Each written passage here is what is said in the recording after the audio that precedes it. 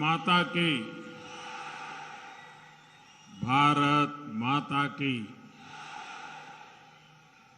जगत गुरु बसवेश्वर ಮತ್ತು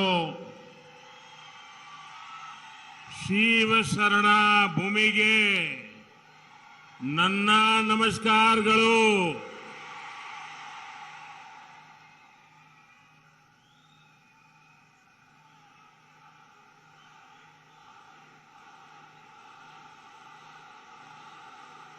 मंच पर विराजमान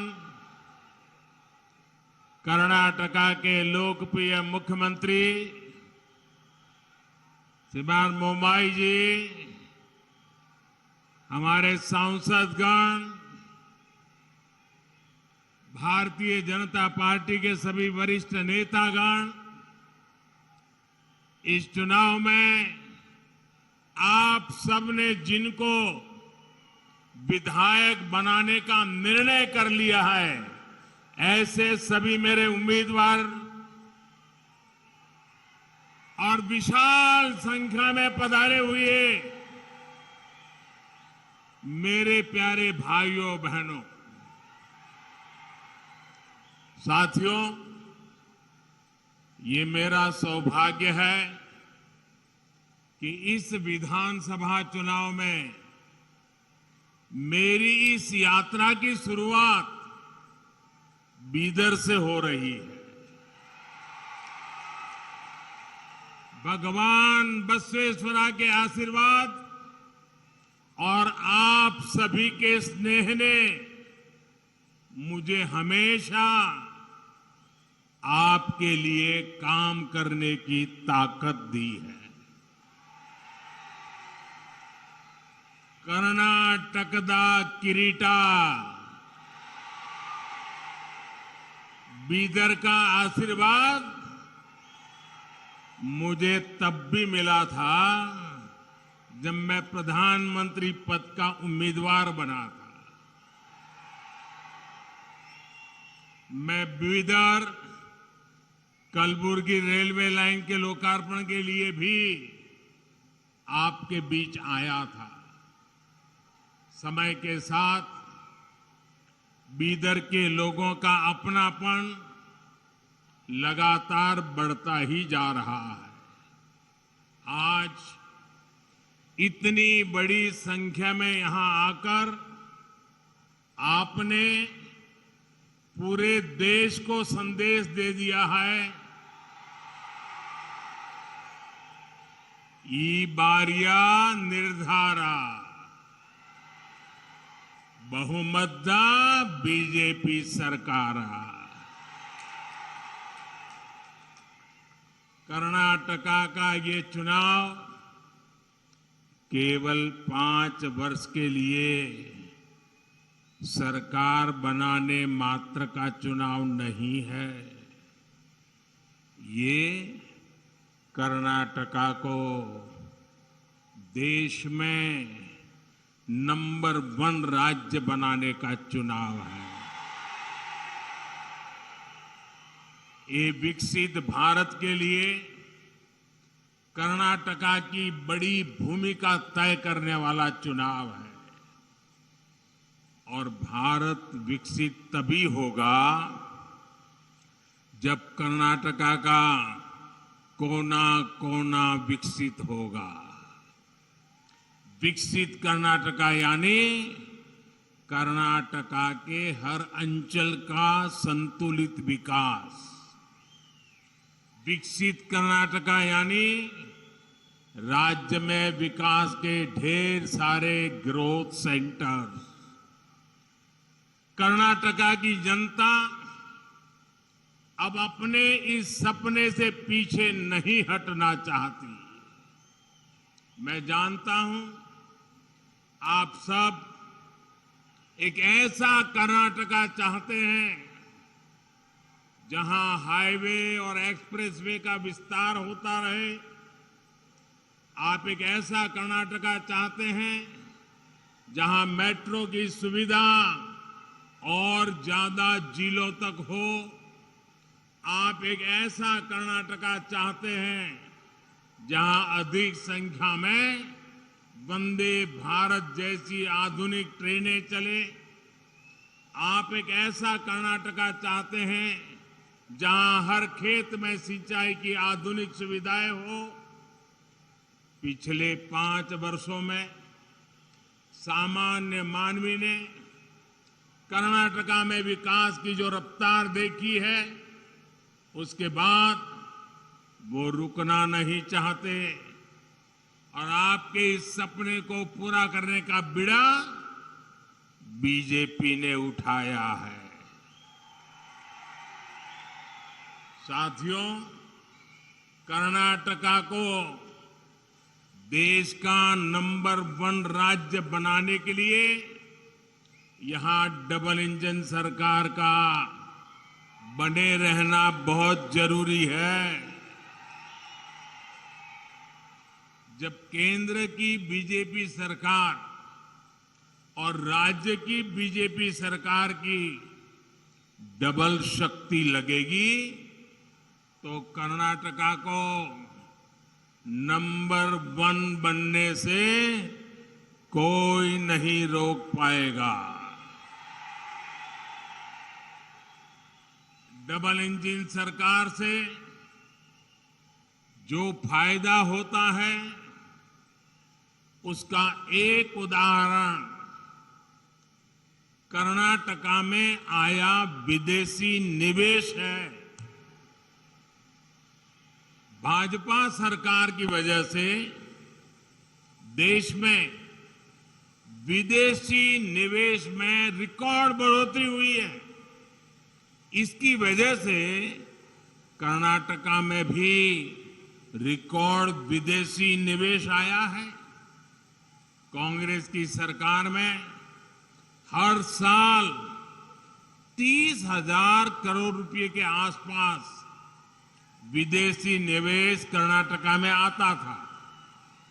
बीजेपी की सरकार में अब हर साल करीब 90,000 करोड़ रुपए का विदेशी निवेश कर्नाटका में आ रहा है। ये कांग्रेस सरकार के मुकाबले 3 गुना से भी ज्यादा है। और आपको ध्यान रखना है, ये उपलब्धि किस समय हुई? इतना बड़ा महामारी का संकट था, युद्ध चल रहे थे, उसके बावजूद भी ये हासिल किया है। साथियों, डबल इंजन का सरकार का मतलब होता है डबल बेनिफिट, डबल स्पीड। जब कर्नाटका में डबल इंजन सरकार नहीं थी तो छोटे छोटे प्रोजेक्ट्स को पूरा करने में सालों लग जाते थे। पानी की कमी क्या होती है, ये कर्नाटका के किसानों, यहां की माताओं बहनों से बेहतर कोई नहीं जान सकता। कांग्रेस सरकार उसके समय देश भर में 100 से ज्यादा ऐसी सिंचाई योजनाएं थी जो दशकों से लटकी हुई थी। बीते 9 वर्षों में दशकों से अधूरी 60 से ज्यादा सिंचाई परियोजनाओं को हम पूरा कर चुके हैं। इनमें से अनेक प्रोजेक्ट कर्नाटका के भी हैं। यहां बीदर में भी महकर लिफ्ट इरिगेशन परियोजना जैसे अनेक सिंचाई के प्रोजेक्ट पर आज तेज गति से काम चल रहा है। साथियों, आज आप सभी देखते हैं कि पीएम किसान सम्मान निधि किसानों का कितना लाभ किया है।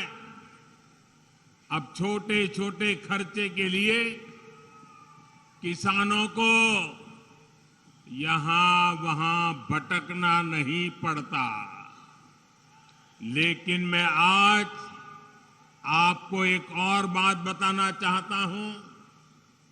जब हमने ये योजना शुरू की थी तो यहां कांग्रेस और जेडीएस की ही सरकार थी। लेकिन ये लोग लाभार्थी किसानों की सूची केंद्र सरकार को भेजने में ही रुकावटें पैदा करते थे, लिस्ट नहीं भेजते थे। बताओ, आप सोच सकते हैं कांग्रेस जेडीएस को किसानों से कितनी नफरत है। राज्य सरकार को एक नया पैसा नहीं देना था, पैसा हम दिल्ली से भेज रहे थे।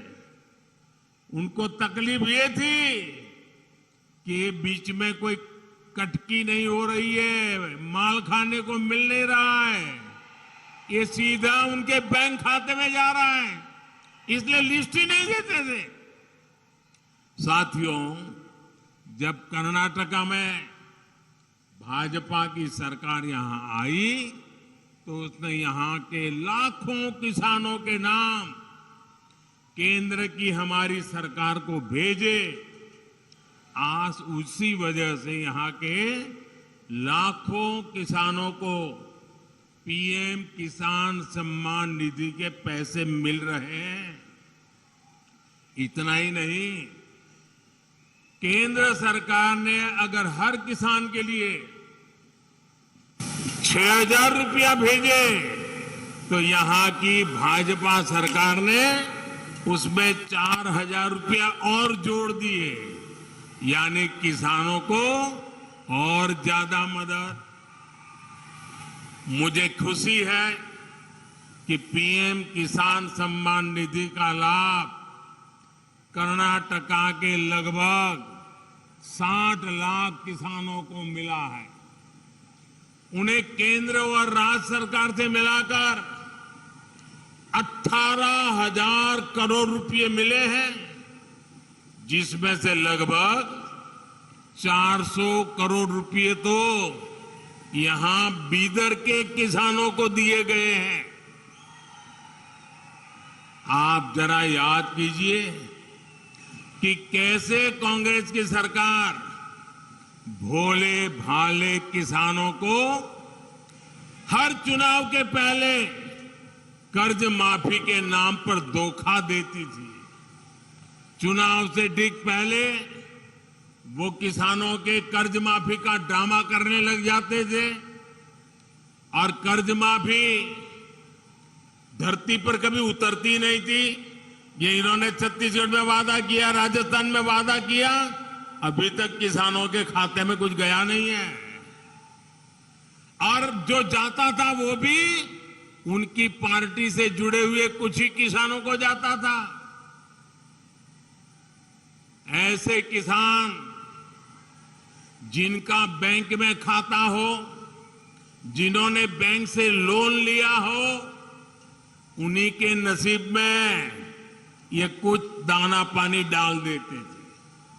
जबकि सच्चाई ये थी कि जिन करोड़ों छोटे किसानों को सबसे ज्यादा मदद की जरूरत थी, उनको तो न कभी बैंक में खाता था, न बैंक ने कभी वो 1 रुपये का उनको लोन दिया था।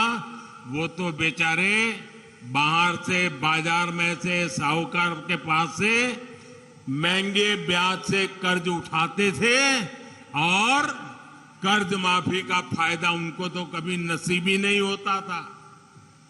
कांग्रेस का असली यही चेहरा है। साथियों, इस क्षेत्र में गन्ना भी बहुत होता है। कांग्रेस ने गन्ना किसानों को भी अपने हाल पर छोड़ दिया था। हम गन्ना किसानों की समस्याओं को भी प्राथमिकता पर दूर कर रहे हैं। गन्ना किसानों की मदद के लिए ही हमने पेट्रोल में इथेनॉल की ब्लेंडिंग बढ़ाने का फैसला किया।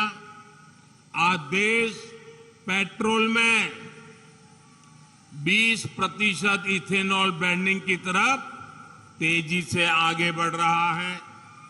कांग्रेस सरकार के समय देश में सिर्फ 40 करोड़ लीटर इथेनॉल का उत्पादन होता था।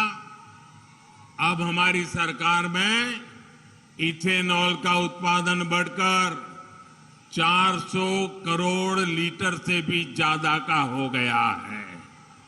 इथेनॉल का उत्पादन बढ़ने से, पेट्रोल में उसकी ब्लेंडिंग बढ़ने से सबसे ज्यादा लाभ गन्ना किसानों को भी हुआ है।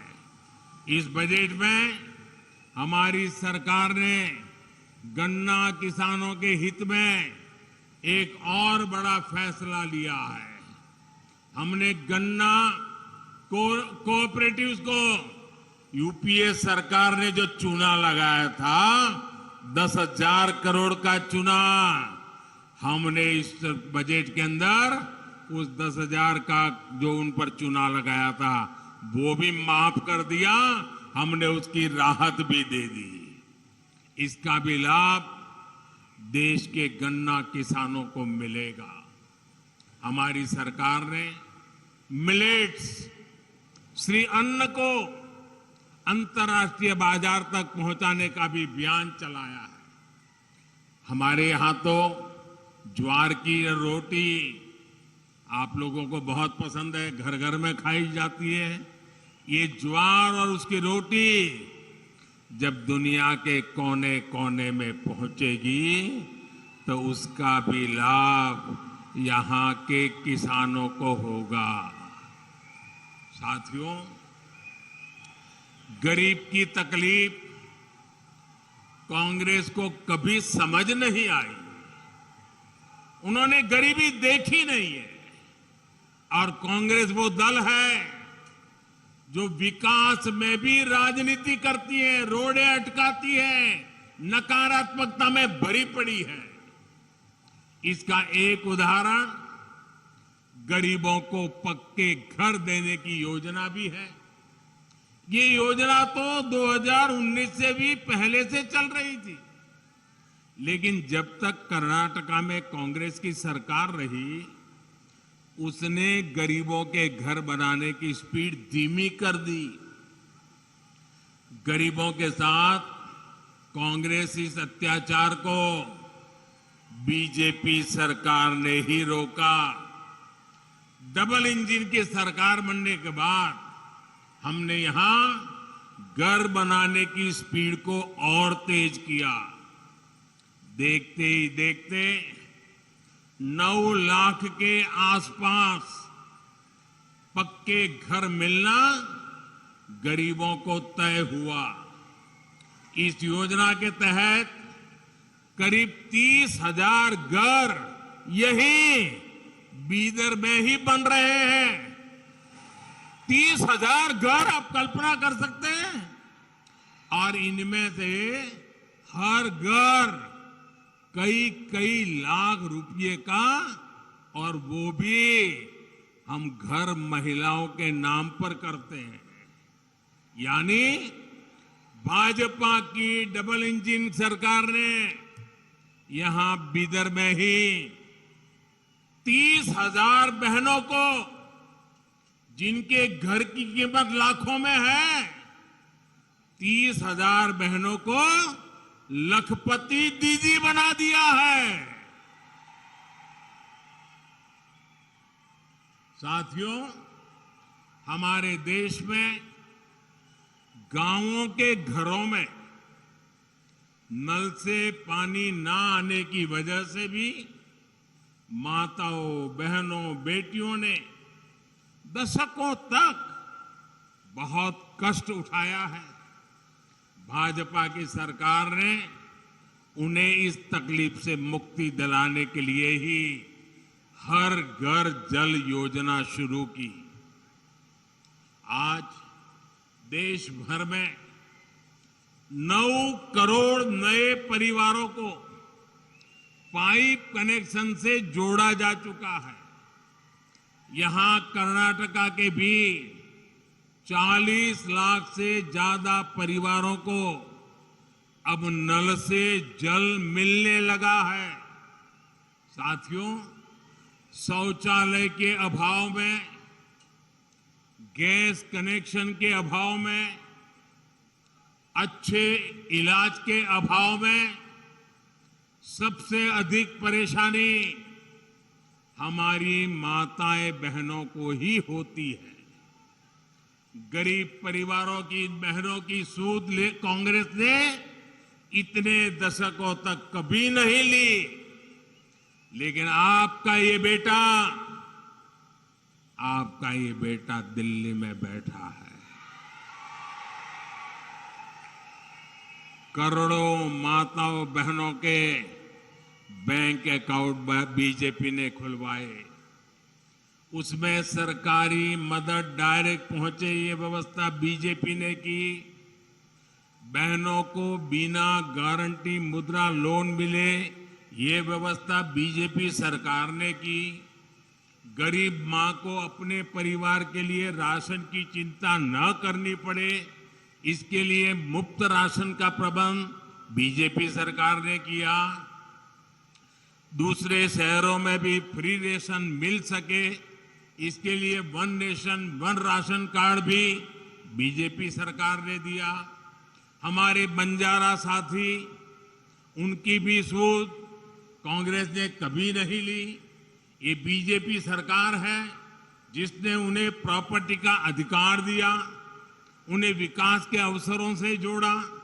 यही सबका साथ, सबका विकास, सबका विश्वास और सबका प्रयास का सुशान है। और साथियों, बीजेपी के इन सेवा कार्यों के बीच कांग्रेस ने क्या किया? कांग्रेस ने सिर्फ समाज को बांटा, जाति, मत, पंथ के नाम पर बंटवारा किया। कांग्रेस ने शासन के नाम पर सिर्फ तुष्टीकरण को बढ़ावा दिया। कांग्रेस की बेरुखी का सबसे बड़ा प्रमाण हमारी बीदरी आर्ट है। कुछ दिन पहले बीदरी आर्ट की दशकों तक सेवा करने वाले साथी शाह रशीद अहमद कादरी को पद्म पुरस्कार मिला। कांग्रेस की सरकार ने उन्हें सिर्फ हताशा दी थी, निराशा दी थी। भाइयों और बहनों, बीदर एक भारत श्रेष्ठ भारत की तीर्थस्थली है। गोराटा यहां से ज्यादा दूर नहीं है। गोराटा में किसानों के बलिदान को कांग्रेस ने भुला दिया था, सिर्फ इस डर से कि कहीं कांग्रेस का वोट बैंक नाराज ना हो जाए। वहां जो शहीदों का स्मारक पत्थर था, उससे भी जो धूल सफाई का काम, ये भी बीजेपी ने किया। भाइयों, अब तो दर्जनों बलिदानियों को समर्पित शहीद स्मारक वहां बन गया है और तिरंगा शान से लहरा रहा है। साथियों, अस्थिर सरकार, जोड़ तोड़ से बनी सरकार के दुष्परिणाम कर्नाटका ने बहुत भुगते हैं। एक अस्थिर सरकार का फोकस लोगों की सेवा पर नहीं होता है। आपको याद होगा कि कांग्रेस जेडीएस सरकार के मुखिया ने माना था कि वो कांग्रेस की दया पर चल रहे हैं। जेडीएस की जवाबदेही कांग्रेस के प्रति है, कर्नाटका के लोगों के प्रति नहीं है। ये जो उनका सत्ता प्रेम है, ये जो उनका कुर्सी गंवाने का डर है, ये उन्हें आपके लिए कुछ करने नहीं देगा। साथियों, कांग्रेस हर उस व्यक्ति से नफरत करती है जो सामान्य मानवी की बात करता है, जो उनके भ्रष्टाचार को सामने लाता है, जो उनकी स्वार्थ भरी राजनीति पर प्रहार करता है। कांग्रेस की नफरत उससे परमानेंट हो जाती है। अभी इस चुनाव में भी कांग्रेस ने फिर से मुझे गालियां देने का काम शुरू कर दिया है। मैंने देखा किसी ने उन गालियों की लिस्ट बनाई है और वो गालियों की लिस्ट मुझे दी है। अब तक मुझे ये कांग्रेस के लोगों ने 91 टाइम अलग अलग गालियां दी है। अरे कांग्रेस ने ये गालियों की डिक्शनरी में टाइम खराब करने के बजाय अगर इतनी मेहनत उन्होंने गुड गवर्नेंस के लिए की होती, कांग्रेस कार्यकर्ताओं का उत्साह बढ़ाने के लिए किया होता, तो आज कांग्रेस की ऐसी दुर्दशा न होती, ऐसी दयनीय स्थिति नहीं आती। लेकिन साथियों, जो भी गरीब के लिए काम करता है, जो देश के लिए काम करता है, उसे अपमानित करना ये कांग्रेस का इतिहास है। मैं अकेला नहीं हूं जिस पर इस तरह के हमले किए गए।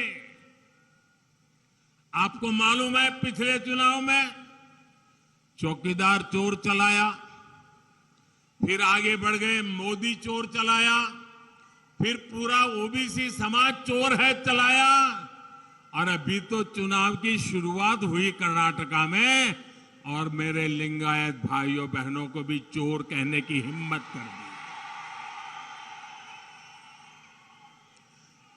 कांग्रेस के लोग कान खोल करके सुन ले, आपने जब जब जिसको गाली दी है, उन्होंने आपको ऐसी सजा दी है, ऐसी सजा दी है, आप दोबारा खड़े नहीं हो पाए हैं। इस बार कर्नाटका में भी ये गाली का जवाब, इनके सम्मान पर जो चोट पहुंची है, उसका जवाब वोट से दिया जाएगा, वोट से दिया जाएगा। भाइयों बहनों, जब ये लोग मुझे गाली देते हैं, अब इतनी गालियां हो गई 91, और उनके टॉप मोस्ट नेता देते रहे, कोई ऐसे नहीं, छोटे मोटे कार्यकर्ता नहीं। और तब मैं सोचता हूं कि भाई ये कांग्रेस ऐसी पार्टी है, उसने तो संविधान निर्माता बाबा साहब आंबेडकर को भी ऐसी ऐसी गालियां दी थी, बाबा साहब को भी छोड़ा नहीं था।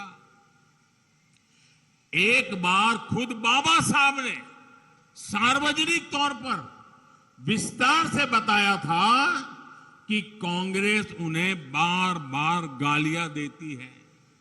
कांग्रेस ने बाबा साहब को क्या क्या नहीं कहा।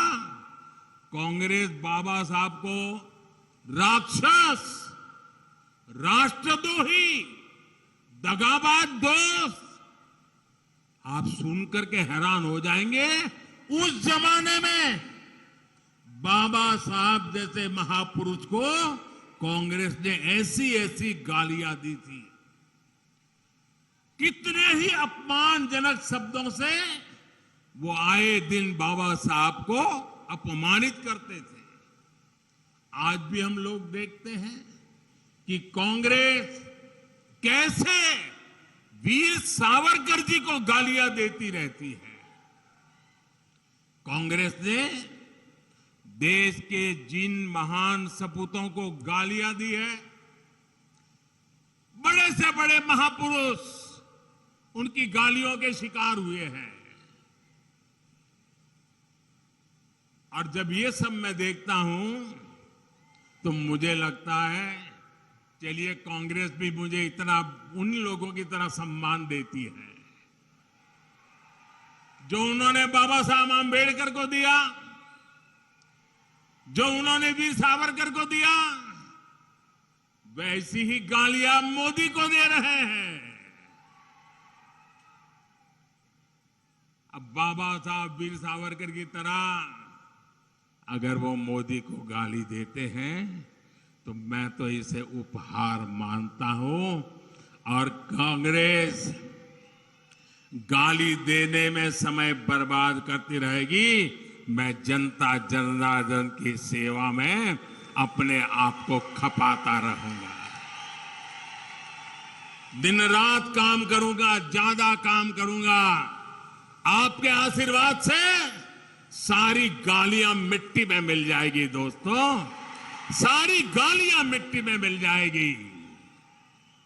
और कांग्रेस वाले लिख करके रखें, आप जितना ज्यादा कीचड़ उछालोगे कमल उतना ही ज्यादा खिलने वाला है। भाइयों बहनों, आपके आशीर्वाद से मुझे कर्नाटका की सेवा करने से रुकना नहीं है, और ज्यादा सेवा करनी है। पूरी दिल्ली को आपकी सेवा के लिए मुझे लगाना है। इस बार फिर एक बार कर्नाटका को तेज विकास के लिए पूर्ण बहुमत की, ये मेरे शब्द याद रखिए, पूर्ण बहुमत की स्थायी और मजबूत बीजेपी सरकार चाहिए। और इसलिए एक ही बात मैं बार बार कहता हूं, ई बारिया निर्धारा, ई बारिया निर्धारा बहुमत बीजेपी सरकार। कर्नाटका डबल इंजन सरकार चाहिए ताकि केंद्र और राज्य सरकार के बीच तालमेल रहे, हर जगह रुकावटें ना आए। कर्नाटका को डबल इंजन सरकार चाहिए ताकि इंफ्रास्ट्रक्चर के प्रोजेक्ट में तेजी से पूरे हो। कर्नाटका को डबल इंजन सरकार चाहिए ताकि विदेशी निवेशकों का भरोसा मजबूत हो। कर्नाटका को डबल इंजन सरकार चाहिए ताकि कर्नाटका कांग्रेस का एटीएम नहीं बल्कि देश का ग्रोथ इंजन बना रहे। कर्नाटका को डबल इंजन सरकार चाहिए ताकि केंद्र की गरीब कल्याण की योजनाएं बंद ना हो। भाइयों और बहनों, मुझे पूरा विश्वास है कि 10 मई को भारी संख्या में आप पोलिंग बूथ तक पहुंचेंगे और कमल के फूल पर बटन दबाएंगे। इस बार का वोट विकास के अमृत काल के लिए, इस बार का वोट कर्नाटका को देश का नंबर 1 राज्य बनाने के लिए। आप सभी का बहुत आशीर्वाद हम सबको मिलता रहे। कर्नाटका में भाजपा के उम्मीदवारों को आपका आशीर्वाद उन्हें आपकी सेवा में और ज्यादा परिश्रम करने के लिए प्रेरित करेगा। भाइयों बहनों, इतनी शानदार सभा कर दी, अब ऐसा तो नहीं होगा ना बस अब तो काम हो गया है, चलो जाओ सो जाओ, अब तो जीत जाएंगे, ऐसा नहीं करोगे ना? जरा जवाब दीजिए, नहीं करोगे ना? बूथ में जाओगे, हर घर जाओगे, मतदाताओं को मतदान के लिए निकालोगे, भाजपा की बात बताओगे, पक्का करोगे? अच्छा, मेरा एक काम करोगे आप लोग? करोगे? बताइए, पक्का करोगे? ईमानदारी से करोगे? घर घर जाकर के करोगे? तो एक काम करिए, 10 मई के पहले सभी मतदाताओं के घर जाइए और जाकर के उनको कहिएगा कि आपके सेवक मोदी जी हमारे बीदर जिले में आए थे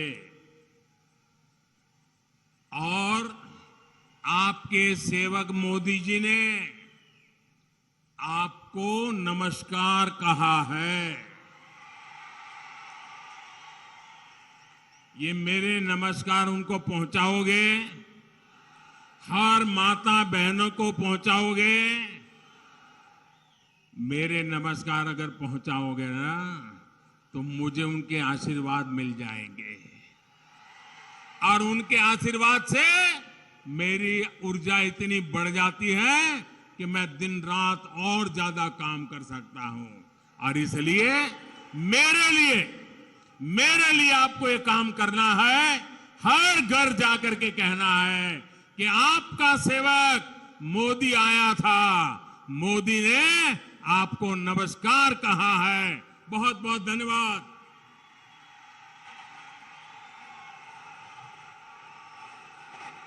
ಭಾರತ್ ಮಾತಾ ಕಿ ನಮ್ಮ ದೇಶದ ಮಹಾಸೇವಕ ನರೇಂದ್ರ ಮೋದಿ ಜಿ ಅವರಿಗೆ ನಮ್ಮ ದೇಶದ ಮಹಾಸೇವಕ ನರೇಂದ್ರ ಮೋದಿ ಜಿ ಅವರಿಗೆ स्वागत है स्वागत है